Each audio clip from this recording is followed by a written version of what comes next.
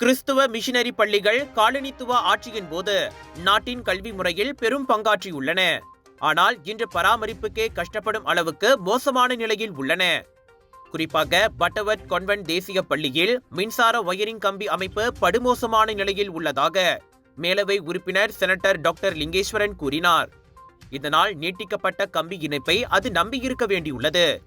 இது அங்குள்ள 389 மாணவர்களுக்கும் ஆசிரியர்களுக்கும் ஆபத்தை ஏற்படுத்தலாம் என்பதால் அந்த வயரிங் கம்பி அமைப்பை பழுது பார்க்க அப்பள்ளிக்கு உடனடி நிதியாக 9 லட்சம் ரிங்கேட் ஒதுக்கப்பட வேண்டும் என லிங்கேஷ் கேட்டுக்கொண்டார். இவ்வேளையில் சென்ட் மார்ட் பட்டவர்த் தேசிய பள்ளியில் கட்டட அமைப்பு மோசமான பாதிப்பை ஏற்படுத்தியுள்ளது. இதனால் ஒரு பிளாக் கட்டடம் மூடப்பட்டு வகுப்பறைகளுக்கு பற்றாக்குறை நிலவுகிறது.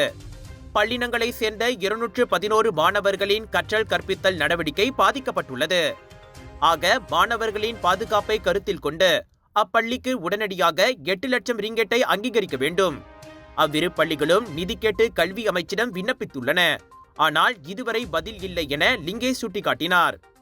Pada waktu sama, saya juga ingin menyatakan bahawa Sekolah Kebangsaan Saint Mark Batuut yang ditubuhkan pada tahun 1885 mengalami masalah kritikal apabila sebuah blok bangunannya terpaksa ditutup akibat kerosakan struktur yang serius. Ini menyebabkan kekurangan bilik darjah, menjejaskan pembelajaran 211 murid dari pelbagai kaum. Kos pembaikan dianggarkan sebanyak RM800,000 dan saya berharap kerajaan dapat menyegerakan peruntukan ini bagi memastikan keselamatan dan keselesaan murid-murid sekalian. Saya ingin menegaskan bahawa kedua-dua sekolah ini telah membuat permohonan peruntukan kepada Kementerian Pendidikan Malaysia tahun lepas dan juga tahun ini. Namun sehingga kini tiada sebarang maklum balas. Saya menggesa Kementerian Pendidikan mengambil serius perkara ini kerana ini melibatkan keselamatan serta hak pendidikan kanak-kanak kita. இவ்வேளையில் Penang Hindu அறப்பணி வாரியத்திற்கும் மத்திய அரசு நிதி ஒதுக்க வேண்டும் என அவர் கேட்டுக்கொண்டார்.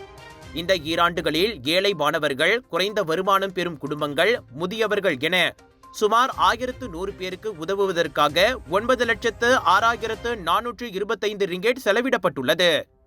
ஆனால் அவை அனைத்தும் பொதுமக்களின் நன்கொடை மற்றும் மாநில அரசின் நிதி உதவிகளை மட்டுமே நம்பி மேற்கொள்ளப்பட்டு வருகிறது. மத்திய அரசின் கீழ் இயங்குவதால் அறப்பணி வாரியத்துக்கு ஆண்டுதோறும் குறைந்தது 5 மில்லியன் ரிங்கெட் நிதியை ஒதுக்குவது குறித்து அரசாங்கம் பரிசீலிக்க வேண்டும் என லிங்கேஷ் பரிந்துரைத்தார். 20.19 பில்லியன் ரிங்கெட்டை உட்படுத்திய 2025 கூடுதல் வரவு செலவு அறிக்கை தொடர்பில் மேலவையில் நடைபெற்ற விவாதத்தில் பங்கேற்று பேசிய போது டாக்டர் லிங்கேஸ்வரன் அவ்வாறு கூறினார்.